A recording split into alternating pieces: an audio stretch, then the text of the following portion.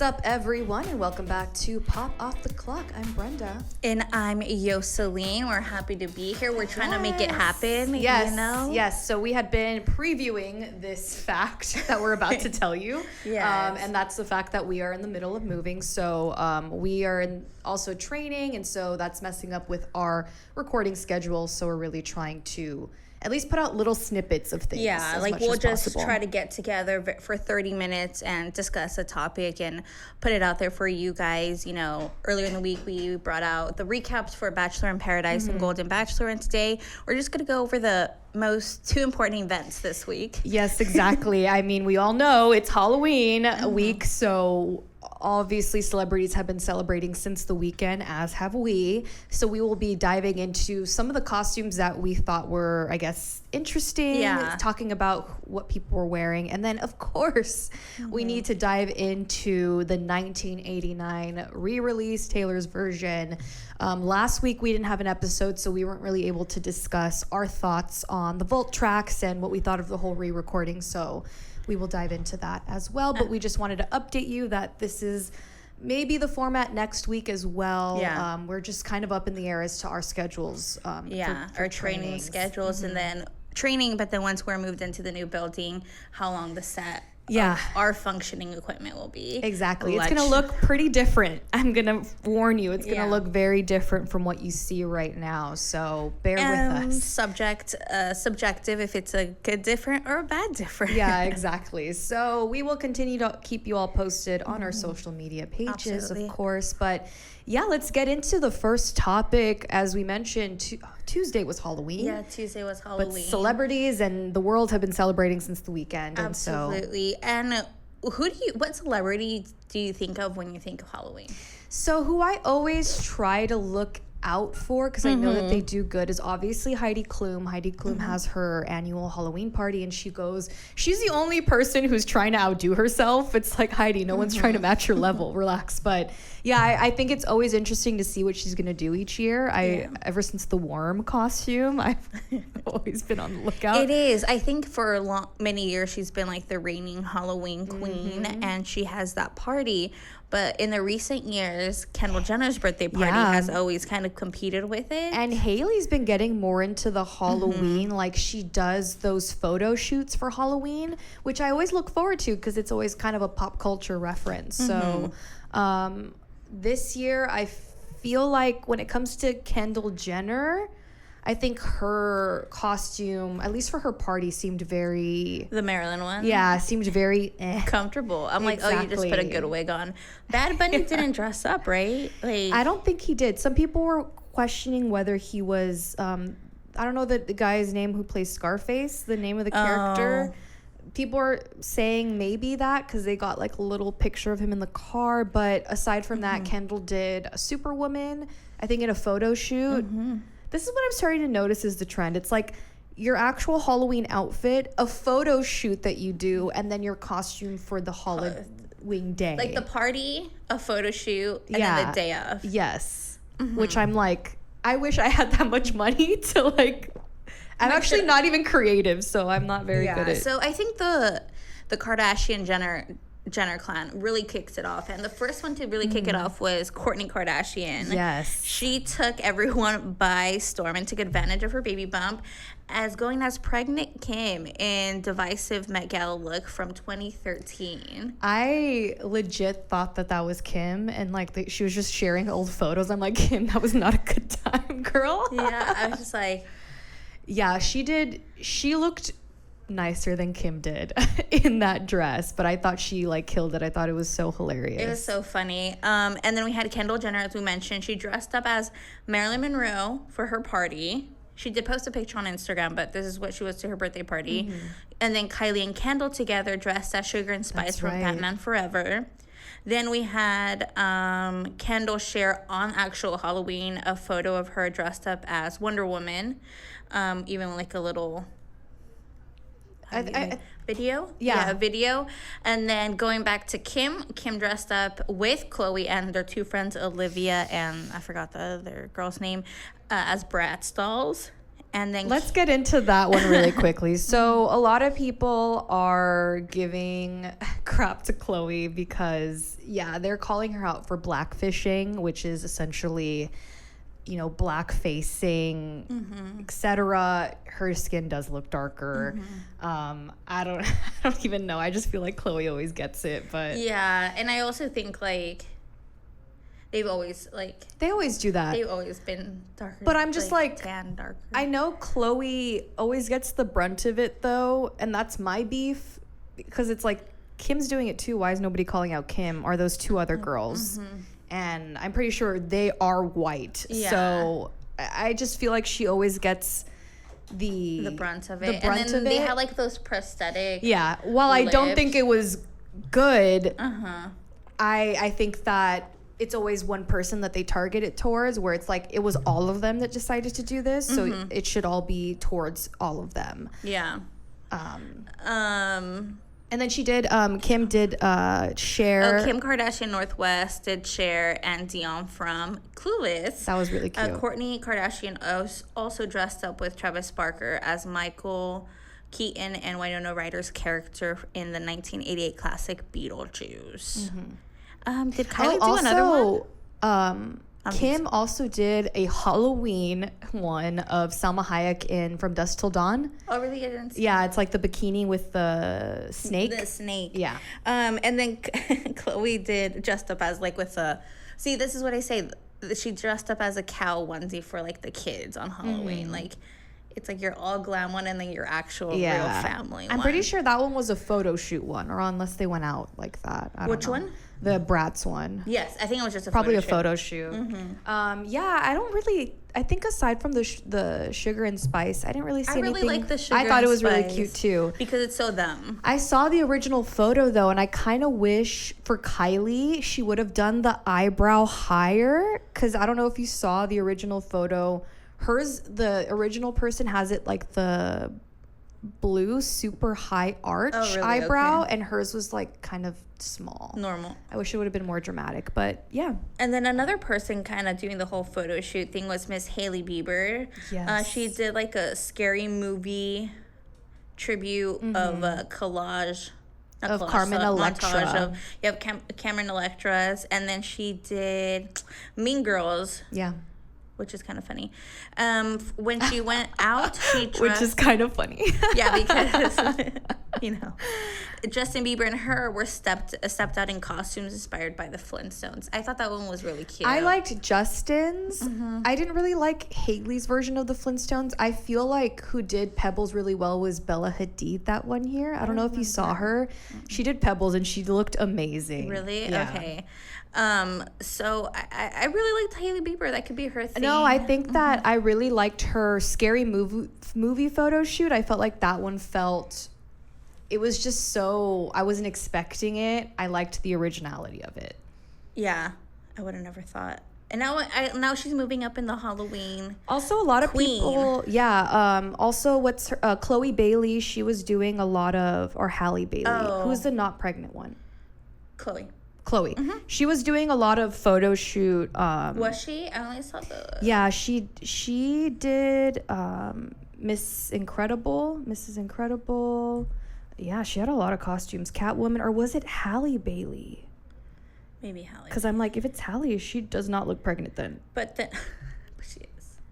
Right? Because she looks... that or is maybe they were taken prior. Yeah. What? Right? Yeah, I think I don't know. They have to be either... Or just cut off. Yeah. Some of them look like cut off. Like that's on purpose. Yeah. Okay. Another queen of Halloween, of course, we mentioned her, Heidi Klum. She came dressed as a peacock. Her costume was completed by a team of acrobats dressed as her plume of feathers. From Cirque du Soleil. I don't know. I'm just very like, is it elaborate? Yeah. Is it like... I don't know. It's so extra. I love that she just competes with herself on these things. I don't know. Sometimes I'm not like that impressed. Like I'm impressed with like the work that goes into like the worm.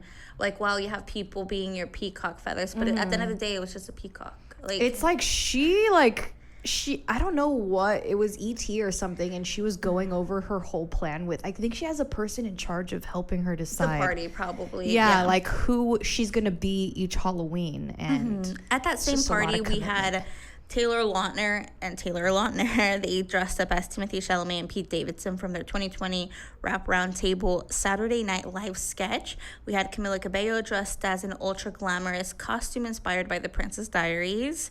Then we had...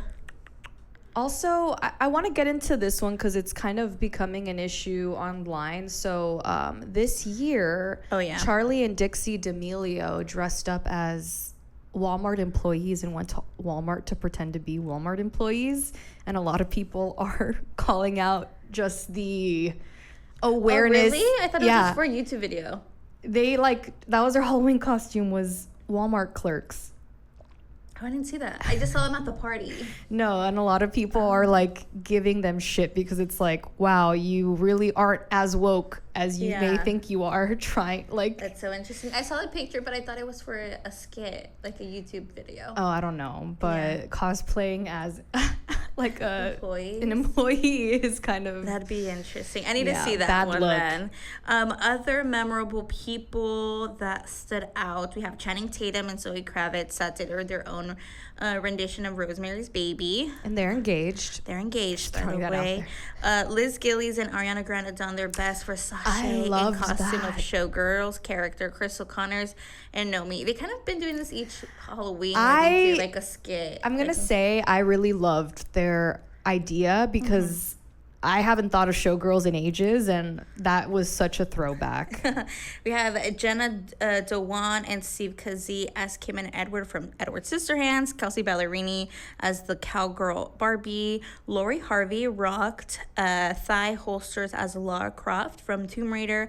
Paris Hilton was fun. She was Britney Spears from One Night and Katy Perry for the other one. Austin Butler as Andy Warhol, Kai Gerber as Eddie Sedgwick, and then causing some controversy, Megan Fox as Gogo Yubari, and Machine Gun Kelly as the bride from Kill Bill Volume 1. So this issue is that the SAG-AFTRA asked people not to dress up as movie characters that represent big production studio characters, whatever. A lot of people were upset. Mandy Moore was one of them, just being this is ridiculous. You can't control people's Halloween either. Yeah. And I believe Megan, another person that spoke up about it was Ryan Reynolds, saying are we gonna yell at kids? Are we gonna yell at kids calling them scabs? That's what you call someone that crosses the picket line. I didn't know that. Scabs. And then Megan dressed up as this character, and her caption was just at SAG-AFTRA. Yeah, she tagged a lot of people them. were upset, especially the committee. What's her name? Which makes Fran, right? No, she's the president, but the girl, oh my God, Annalisa, I believe her name is. She's Chessie from Parent Trap, and she's in Abbott Elementary. Yeah. Then she's in the committee for negotiation for SAG-AFTRA, and she kind of went off on Megan Fox on Twitter, kind of being hey, this is not about you. It's about all the other people that don't get money like you do. And then she also called out Ryan Reynolds for his thing, being that original post that SAG-AFTRA had saying hey, don't dress up as Halloweens. It was a response to someone asking the question, not hey, don't do this and this and that. I don't know. It was just But still, SAG-AFTRA, give it come on, guys. It's not. That's a little overboard. And then some other ones, Zayn dressed up as Voldemort. I feel like he really likes Bradley Cooper and Irina Shayk matched as Rocket. That was really cute. And then their daughter was Taylor Swift. Yeah, I know. I'm did you know your dad's using Taylor Swift? Diddy went all out as the Dark Knight. He literally had the vehicle as well. I mean, I feel like this year celebrities really did go all out for Halloween, which good for them. You have the money, might as well. If I had that much money, I would actually care or try on Halloween because I never try. All right, let's go into our next topic, the one we have been waiting for, of course. Yes, it's 1989 Taylor's version. On the day of the release of 1989 Taylor's version, Taylor Swift set a Spotify record in becoming the artist with the most streams in a single day in the streaming service's history, according to a statement from Spotify. New vault track Slut debuted in the U.S. at number 1 with 5.2 million streams and globally with 11.3 million. On the global chart, meanwhile, the non-vault track Style Taylor's version slipped just slightly ahead of Slut, debuting at 11.6 million streams. So first impressions. Okay, so this was the album that reintroduced me to Taylor Swift. So this is one of my favorite albums ever. I really liked it. I mean, I love the album. I don't notice the little things like everyone else does right away. The vault tracks. Okay. Those were great vault tracks, I have to say. All of them except for Suburban Legends. I don't know. I'm not really vibing with that one yet. Okay. But all the other ones I absolutely love. Which one's your favorite?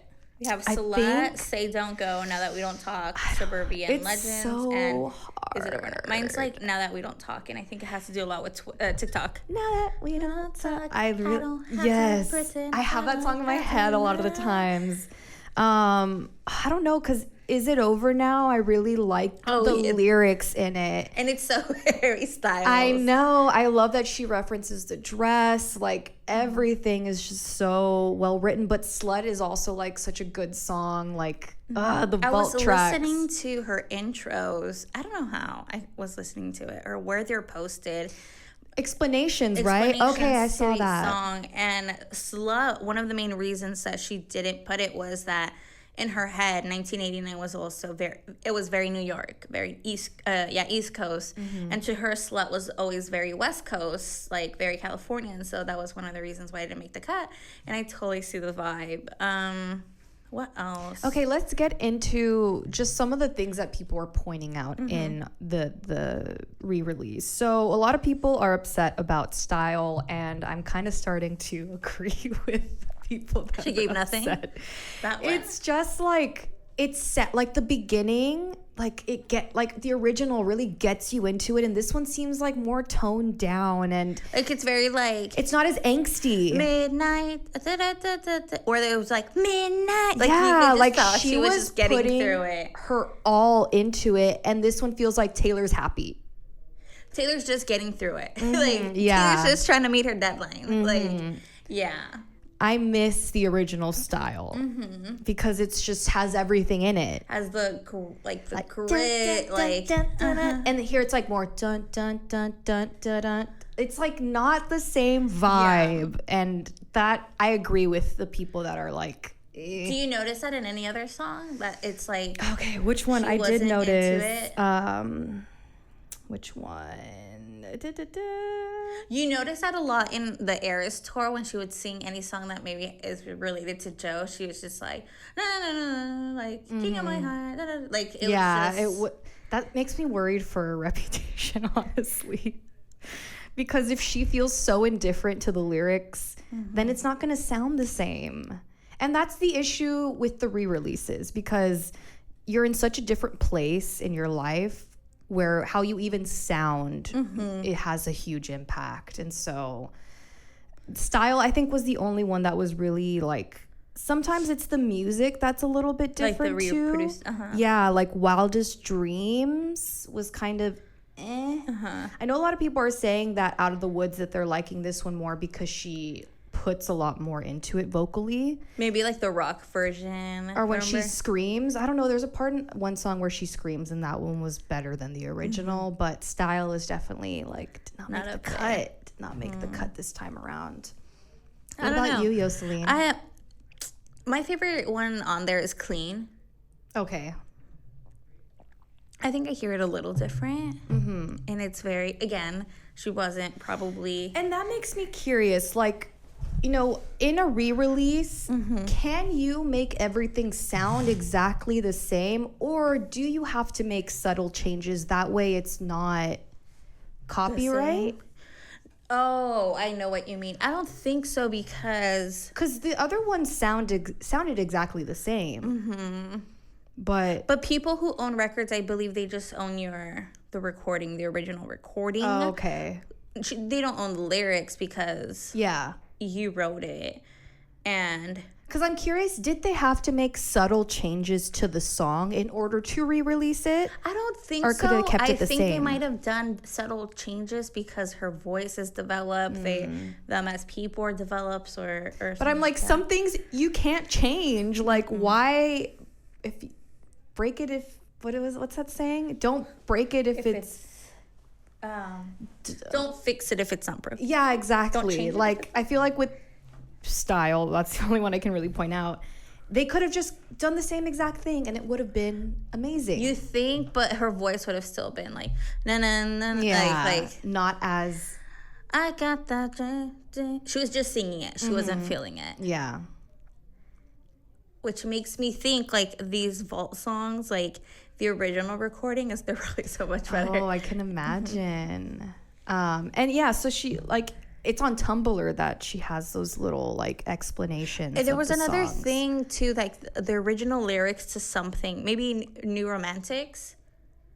Like I guess in the album, there's how there's like extra things in the. I think there's like copies of her pages of her writing the lyrics, and some of the original lyrics are like changed. Okay, but very that's nice. just like. I know with yeah, I think.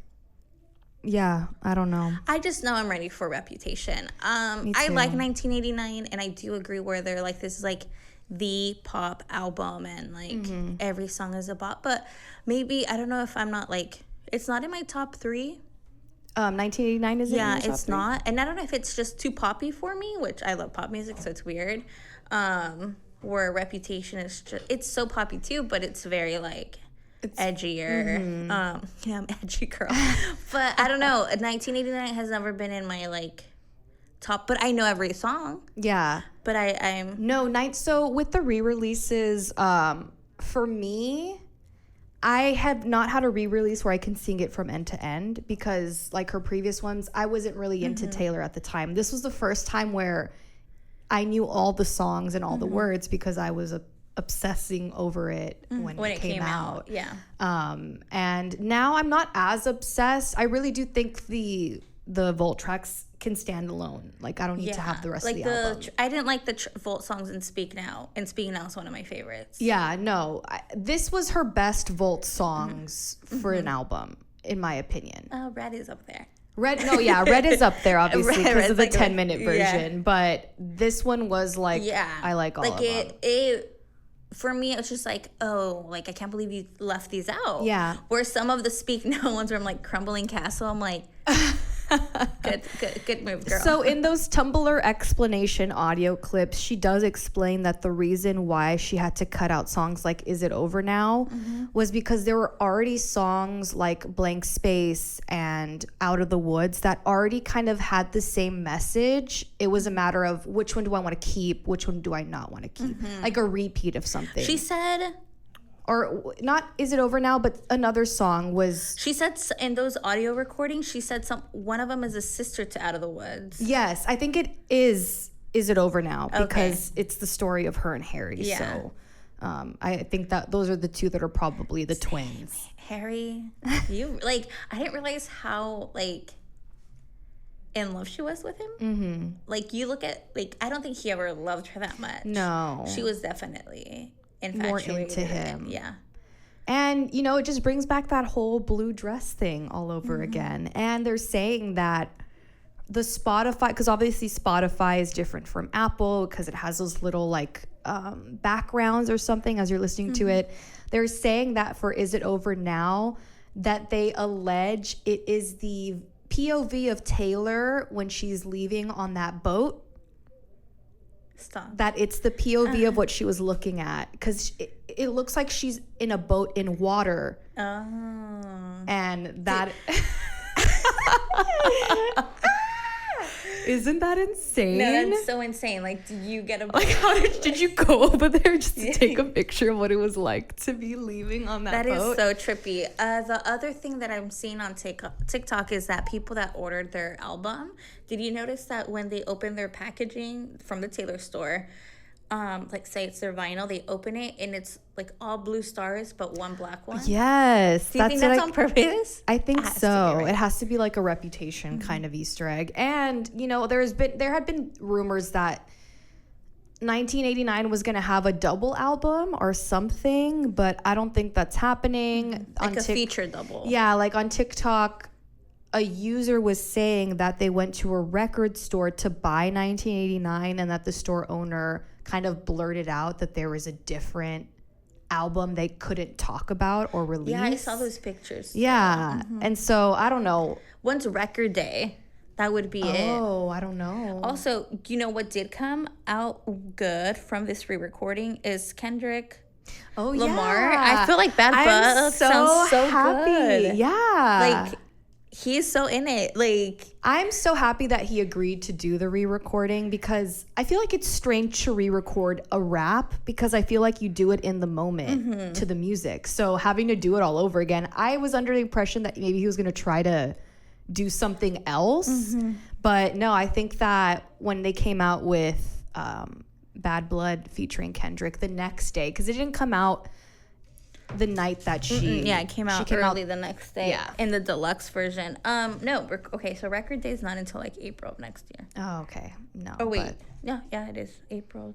I don't know what that whole thing is all about, but yeah, another. So there's also, I guess it could be the last like theory we to speak about. There's a theory that there's this record for like most number ones or most albums released in a year, and I believe it's held by the Beatles. I could be wrong. And like if she releases Reputation and one more, she'd beat it. So people are saying that she's probably trying to beat that. Well, let's go into another theory. So currently Cruel Summer is still number one on the Billboard Hot 100, and when it first landed on first place, Taylor and Jack posted some pictures kind of congratulating the song and whatever. But a lot of people are pointing out that her and him both have the number ones up, and they're saying that could mean Taylor 11. Like she's coming out with an 11th studio album. Like, I would love you, Taylor. I don't want any music. Like, how do you come out with two brand new albums and re-recordings in 1 year? Yeah. I feel like that's going to be too crazy. Because Midnight has already been a year. Yeah. Well, yeah, and she's known to release every 2 years before the pandemic. I don't know, but Reputation is definitely the one we're looking forward to. So I cannot wait for the Vault songs for Reputation. They are going to be killer. Like, bad. Killer. Bad. But yeah, that's kind of our recap of 1989. Exactly. We're still living with the tracks. Check in with me, maybe for all we know. Suburban Legend moves up. Yeah, on the list for us. Yeah. But yeah, guys, so continue to keep checking on our social media pages. We'll keep you updated. This one is just going to be posted like we usually post, but it is a shorter, condensed episode. Hopefully just next week we're able to do the same, where we at least just hit the main juicy celebrity gossip of the week, just one or two topics, but at least we're chatting. Yeah, we're there for you guys. All right. Bye.